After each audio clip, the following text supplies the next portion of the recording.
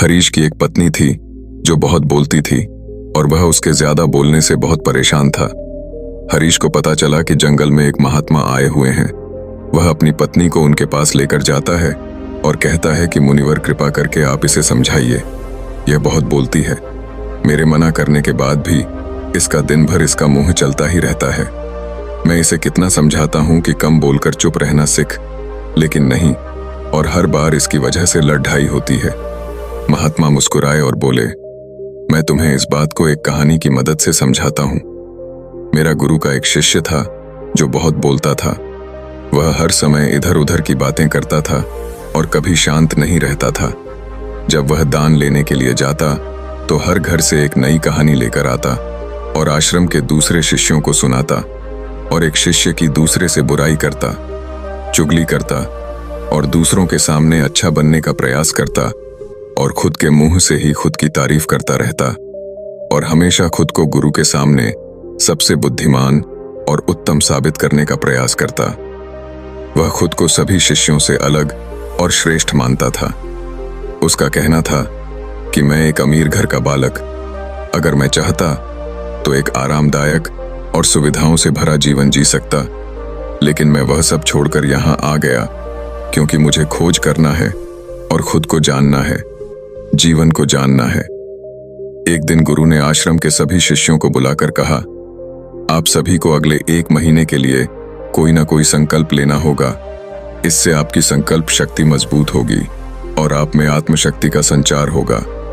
आप सभी अपने सामर्थ्य के अनुसार कोई भी संकल्प ले सकते हैं, और यदि 1 महीने से पूर्व आप में से जिससे अभी संकल्प टूट जाएगा तो वह अपनी पुरानी दिनचर्या में वापस आ सकता है।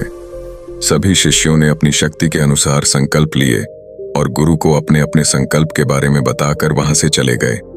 लेकिन वह शिष्य जो खुद को सबसे अलग दिखाना चाहता था, वह सीधे गुरु की कुटिया में पहुंच गया और बोला, मैं कोई छोटा मोटा संकल्प नहीं लेना चाहता, बल्कि खुद की ही जैसे एक और महान संकल्प लेना चाहता हूं। कृपया आप ही बताएं, मुझे क्या संकल्प लेना चाहिए।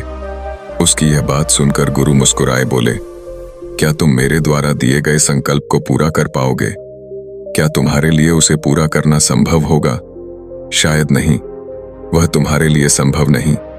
तुम उसे पूरा नहीं कर पाओगे, इसीलिए तुम खुद ही कोई संकल्प ढूंढो। शिष्य ने कहा, नहीं गुरुदेव, आप जो भी संकल्प मुझे देंगे मैं जरूर उसे पूरा करूंगा।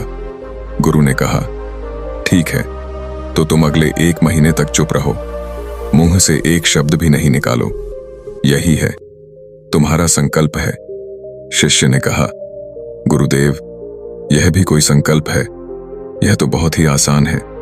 आप कोई संकल्प दीजिए जो मेरी योग्यता के बराबर हो। गुरु ने कहा, पहले तो तुम इस संकल्प को तो पूरा करके दिखाओ। शिष्य ने गुरु की बात मान ली और वह उसी समय चुप हो गया और पलटकर कुटिया से बाहर चला गया।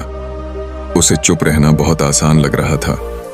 उसने एक दिन तो जैसे तैसे चुप रहकर काट लिया, लेकिन दूसरे दिन से उसके मन में ना बोलने का बोझ बढ़ने लगा, और तीसरे दिन उसे भारीपन महसूस होने लगा, और चौथे दिन उसके अंदर एक अजीब सी बेचैनी होने लगी, क्योंकि आसपास आश्रम के सभी शिष्य एक दूसरे से बातें कर रहे थे। वह भी अपना पक्ष उनके सामने रखना चाहता था, उनकी बोलती बंद कर देना चाहता था, लेकिन उसका संकल्प उसके आ रहा था, इसीलिए वह पूरे दिन सिर्फ और आंखें बनाता। इसी तरीके से कुछ दिन और बीते और वह शिष्य बीमार पड़ गया। उसका सिर फटा जा रहा, उसका खाने पीने तक का मन नहीं था, वह सिर्फ बोलना चाहता था। वह गुरु के पास गया और उनके सामने बैठकर लिखकर उन्हें बताया, गुरुदेव, मैं बोलना चाहता हूं, बिना बोले मुझे सांस नहीं आ रही है, मेरा दम घुटता जा रहा है, मैं अंदर ही अंदर पागल हुआ जा रहा हूं, मैं क्या करूं? संकल्प तोड़ दूं क्या? यह पढ़कर गुरु मुस्कुराए और बोले, संकल्प तो तोड़ने के लिए नहीं होते, लेकिन जो अपने संकल्प को पूरा कर लेता है वह अपनी आंतरिक शक्ति को बढ़ाता है, और जो अपनी आंतरिक शक्ति को बढ़ा लेता है वह समाज और जागृति की राह पर आगे बढ़ जाता है। संकल्प का लेना भी तुम्हारे हाथ में था और इसे तोड़ना भी तुम्हारे हाथ में है। तुम्हारे बहुत से भाई अपने संकल्प को तोड़कर अपनी पुरानी दिन पर वापस आ चुके हैं। अगर तुमसे नहीं हो पा रहा तो तुम भी संकल्प तोड़कर अपनी पुरानी दिनचर्या पर वापस जा सकते हो। लेकिन याद रहे, अगर आज तुम इस छोटे से संकल्प को नहीं संभाल पा रहे तो तुम अपनी बाकी की पूरी जिंदगी को कैसे संभाल सकोगे। बाकी फैसला पूरी तरह से तुम्हारे हाथों में है। गुरु की यह बात उस शिष्य के दिल में चोट कर गए। वह बिना कुछ बोले वहां से वापस चला गया और खुद को अपनी कुटिया में बंद कर वह केवल अपने जरूरी कामों के लिए ही कुटिया से बाहर निकलता। बाकी सारे समय कुटिया के अंदर ही बैठा रहा। 15 दिन बीत चुके थे और आश्रम के लगभग सभी शिष्यों का संकल्प अब तक टूट चुका था, लेकिन उसका संकल्प अभी भी जारी था। संकल्प लेने के बाद से अब तक उसने एक शब्द भी नहीं बोला। सारा आश्रम हैरान था कि इतना बोलने वाला इंसान चुप कैसे हो। 15 दिन बीतने के बाद वह दोबारा अपने गुरु के पास गया और लिखकर बताया है, गुरुदेव, मैं बाहर से तो चुप हूं, लेकिन मेरे भीतर बहुत सी आवाजें हैं, बहुत सी चीख पुकार और शिकायतें हैं। मैं अंदर ही अंदर बात करता रहता हूं। मेरा मन तरह तरह के प्रश्न पूछता है। मैं बाहर से जितना मौन हूं, भीतर से उतने ही शोर शराबे से भरा। क्या इस तरह से मेरा संकल्प अभी भी है? गुरु ने कहा, हाँ, तुम्हारा संकल्प अभी भी जारी है, लेकिन जब तक लोगों की यह आवाजें तुम्हारे कानों में उड़ती रहीं, तुम्हारा मन बोलता रहेगा, क्योंकि इसे तो आदत है। तुम भले ही बाहर से चुप रहो, लेकिन तुम अंदर ही अंदर बोलते रहोगे। तुम्हें इन बातों से, इन आवाजों से दूर जाना चाहिए। शिष्य गुरु को प्रणाम कर वहां से चला जाता है और सुबह होते ही अपनी कुटिया छोड़ जंगल की तरफ चला जाता है। कई दिन बीत जाते संकल्प का समय भी पूरा हो जाता है, लेकिन शिष्य लौटकर नहीं आया। आश्रम में सभी को डर था कि कहीं जंगली जानवर ने उसे खाना लिया हो। इस बीच उसे ढूंढने की बहुत कोशिश की गई, लेकिन वह कहीं नहीं मिला। गुरु भाइयों ने मान लिया था कि जंगली जानवरों ने उसे अपना शिकार बना लिया है, लेकिन गुरु को ऐसा नहीं लगता। एक दिन आश्रम का एक अन्य शिष्य गुरु के पास आया और बोला, गुरुदेव, हमारे उस अधिक बोलने वाले भाई के साथ क्या हुआ होगा? क्या जानवर ने उसे मार दिया होगा? गुरु ने कहा, हो सकता है कि जानवरों ने उसे अपना शिकार बना लिया हो, लेकिन उसके ना लौटने की एक दूसरी वजह भी हो सकती है। शायद उसे वह मिल गया है जिसके लिए वह गया था। फिर शिष्य ने पूछा, गुरुदेव, क्या ज्यादा बोलना इतना हानिकारक होता है? गुरु ने बोला, कहा, इंसान के जीवन के बहुत सारे दुखों में से एक दुख यह भी है कि वह कभी चुप नहीं रह सकता, हमेशा कुछ ना कुछ बोलता ही रहता है। सिर्फ हमारे बोलने के कारण हमारे आधे से ज्यादा दुख पैदा होते हैं। हम में से कोई भी चुप नहीं रहना चाहता। हम बस सामने वाले को सुना देना चाहते हैं। जो भी हमारे मन में है सब निकालकर उसके मन में बैठा देना चाहते हैं। उसे समझा देना चाहते हैं कि देख, तू गलत है और मैं सही। इस तरीके से सुनने और सुनाने का यह काम जिंदगी भर चलता रहता है। लेकिन इस नासमझी में हम अपना समय, अपना जीवन, अपनी समझ और सबसे महत्वपूर्ण अवकीमती पल जो जिए जा सकते हैं, जिनको अनुभव किया जा सकता है, जिनमें आनंद को प्राप्त किया जा सकता है, यह सब खो देते हैं। लेकिन इसके बदले हमें मिलता क्या है? कुछ नहीं, सब व्यर्थ और बर्बाद हो जाता है। शिष्य ने पूछा, तो फिर इसका समाधान क्या है? गुरु ने कहा, पूरी जागरूकता के साथ अपने विचारों को देखना, यही एकमात्र तरीका है। सारी मानसिक समस्याओं का वर्तमान में रहकर चिंतन करना, पूरी जागरूकता के साथ अपना काम करना जिंदगी में चमत्कारिक बदलाव ला देता है। उसके बाद वह शिष्य गुरु से अपने प्रश्नों का उत्तर पाकर उनको प्रणाम करके वहां से चला गया। उस शिष्य को आश्रम छोड़ ढक गए। 3 महीने का समय बीत चुका था, लेकिन उसकी कोई खबर नहीं। अब तक तो सभी गुरु भाइयों ने भी उसके वापस लौटने की उम्मीद छोड़ी, लेकिन एक दिन वह आश्रम लौट आता है। लेकिन अब वह नहीं था जो यहां से गया था, वह कुछ और ही बनकर वापस आया था। उसके अंदर एक गजब का बदलाव महसूस किया जा सकता था। उसके चेहरे पर एक गजब का ठहराव और आंखों में बड़ी शांति थी। आश्रम में आते ही सभी गुरु भाइयों ने उसे चारों तरफ से घेर लिया और बातें करने लग गए। वह भी अपने गुरु भाइयों से बातें करने लगा। उससे बात करने वाले सभी ने यह अनुभव किया कि अब वह पहले जैसा उतावला और बातूनी नहीं रह गया था। उसके मुंह से एक एक शब्द बहुत ही सुलझे हुए और मधुरता के साथ निकल रहे थे। थोड़ी देर तक गुरु भाइयों से बात करने के बाद वह सीधा गुरु की तरफ चला गया। उसने गुरु के चरण छुए और कहा, गुरुदेव, क्या मैं अब भी मौन हूं? क्या अब भी मेरा संकल्प जारी है? गुरु ने कुछ देर तक शिष्य की आंखों में बड़े ध्यान से देखा और कहा, हां, तुम अब भी मौन हो। तुम्हारे मुंह से एक भी शब्द निकल नहीं रहा और तुम्हारा संकल्प अभी भी जारी है। गुरुदेव, जब मैं आश्रम से गया तो मैं मुंह से तो चुप था, लेकिन मेरे अंदर बहुत सी आवाजें थीं। मन में बहुत से प्रश्न थे और वह बंद नहीं हो रहे थे। तो मैं जंगल में चला गया, इस उम्मीद से कि वहां मुझे शांति मिलेगी और मेरे मन की बकबक कम हो जाएगी। लेकिन मैं जितना एकांत में जाता गया, मेरे अंदर की आवाज उतनी ही तेज होती गई। मेरे भीतर की पुरानी से पुरानी आवाज मुझे सुनाई देने लगी।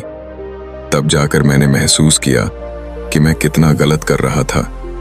जब मैं अपने परिवार वालों, दोस्तों को और गुरु भाइयों को बुरा भला कहता था, तो उस समय मुझे लगता था कि मैं सही कह रहा हूं। जब मैं गुरु भाइयों की एक दूसरे से चुगली करता था और उनका मजाक बनाता, तब भी मुझे यही लगता था कि मैं उनसे बेहतर हूं और मैं सही कर रहा हूं।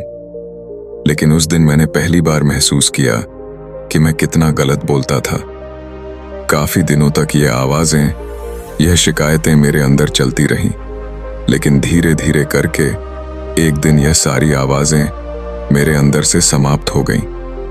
अब मैं भीतर से भी मौन हो गया। उस घने जंगल में बाहर से कोई बोलने वाला था नहीं और भीतर कोई आवाज बची ही नहीं थी। और मैं उस दिन पहली बार मौन का सही अर्थ समझा। मेरे चारों तरफ बहुत शांति थी। हालांकि अभी भी कुछ आवाजें आ रही थीं जो पहले भी आती थीं, लेकिन मैं उन्हें सुन नहीं पाता था। वह सभी आवाजें मुझे स्पष्ट रूप से सुनाई दे रही थीं। हवा के चलने की आवाज, चिड़ियों के चहक की आवाज और पानी के बहने की आवाज। यह सभी आवाजें मैंने पहली बार पूरे होश पूर्वक सुनी। अपने चारों तरफ इतनी शांति मैंने पहले कभी महसूस नहीं की थी। तो इस शांति को भंग करने के लिए मैंने पहली बार अपने मुंह से कोई शब्द निकाला। मैं चिल्लाया, हे ईश्वर, यह कैसी शांति है? सभी कुछ इतना शांत क्यों है? ऐसा क्या हो गया? लेकिन मेरे चिल्लाने के बाद भी शांति भंग नहीं हुई। सब कुछ पहले जितना ही शांत था, बाहर भी और भीतर भी। हे गुरुदेव, मैंने अपने गुरु भाइयों से बात की, मैंने आपसे बात की। मैं बोल रहा हूं, मैं चल रहा हूं, मैं सब कुछ देख रहा हूं, लेकिन मैं अपने भीतर एकदम एकांत में हूं, मौन में हूं, भीड़ में होता हूं, तब भी भीतर से अकेला एकांत में होता हूं। जब मैं खुद में भी शोर करना चाहता हूं, तब भी एकांत में ही होता हूं। अब सब दिखाई पड़ने लगा है, सब सुनाई पड़ने लगा है। गुरु ने कहा, जब तक हम बाहर की तरफ बोलते रहेंगे, भीतर अशांति ही रहेगी। लेकिन जिस दिन हम भीतर की तरफ मुड़ जाएंगे, तब हमारे मुंह से कुछ भी निकलेगा, हम शांत ही रहेंगे। दुनिया में जितनी भी बुराइयां हैं, ज्यादातर हमारे बोलने से ही उत्पन्न होती है, क्योंकि हम चुप रहना नहीं चाहते। हम जितनी जरूरत है उससे कहीं ज्यादा बोलते हैं। हम सामने वाले को सुनना नहीं चाहते, बल्कि उसकी बोलती बंद कर देना चाहते हैं। उसे समझा देना चाहते हैं कि मैं कौन हूं, मैं क्या कर सकता हूं, और यही हमारी जिंदगी का मकसद बनकर रह जाता है। हमारी सारी ऊर्जा व्यर्थ के बोल में बर्बाद होती रहती है। ऐसे ही समाज में लोगों का जीवन दुखों से भर जाता है, जो हमेशा एक दूसरे को सुनाने में लगे रहते हैं। कभी एक दूसरे को सुनना नहीं चाहते, समझना नहीं चाहते, और चुप रहना तो उन्होंने कभी सीखा ही नहीं, क्योंकि चुप रहना उन्हें छोटा महसूस करवाता है। दुनिया की सभी लड़ाइयां का कारण हमारा बोलना ही है। इसलिए हमें सिर्फ उतना ही बोलना चाहिए जितना जरूरी हो, क्योंकि व्यर्थ का बोलना ऊर्जा को नष्ट करना है, और यह बोलना ही हमें कभी अपने भीतर की ओर लौटने नहीं देता, क्योंकि यह हमें बाहर की ओर खींच कर रखता है, और बाहर है ही क्या इस संसार के अलावा। लेकिन अगर अपने भीतर के संसार की ओर मोड़ना है तो इस मुंह को बंद ही रखना चाहिए। इसीलिए जितने भी बुद्ध हुए, आत्मज्ञानी हुए, वह सभी एकांत की ओर भागे, ताकि उन्हें ज्यादा ना बोलना पड़े, ज्यादा सुनना ना पड़े। वह एकांत में रहे और शांत रहे, इसीलिए आसानी से भीतर की यात्रा कर पाए। लेकिन अगर कोई चाहे तो इस संसार में रहकर भी एकांत में रह सकता है, शांत रह सकता है, लेकिन इसके लिए उन्हें अपनी ऊर्जा बचानी होगी, जिसे वह अब तक अपने व्यर्थ के शब्दों में बर्बाद कर रहे थे। दोस्तों, इस कहानी की सीख यही है कि व्यर्थ का बोलना ऊर्जा को नष्ट करना है ज्यादा, और व्यर्थ बोलना ही हमें अपने भीतर की ओर लौटने नहीं देता, क्योंकि यह हमें बाहर की ओर झुकाए रखता है। और जिन्हें भीतर की यात्रा करनी है, उन्हें अपने मुंह को बंद ही रखना चाहिए। मुझे उम्मीद है कि आपको यह कहानी पसंद आई होगी और काफ़ी कुछ सीखने को मिला होगा कहानी के बारे में। अपने विचार आप हमें नीचे कमेंट बॉक्स में कमेंट करके बता सकते हैं। बाकी अगर यह कहानी आपको अच्छी लगी हो तो इस वीडियो को लाइक करें, और ऐसी और कहानी सुनने के लिए सनातनी दूत को सब्सक्राइब अवश्य करें। धन्यवाद।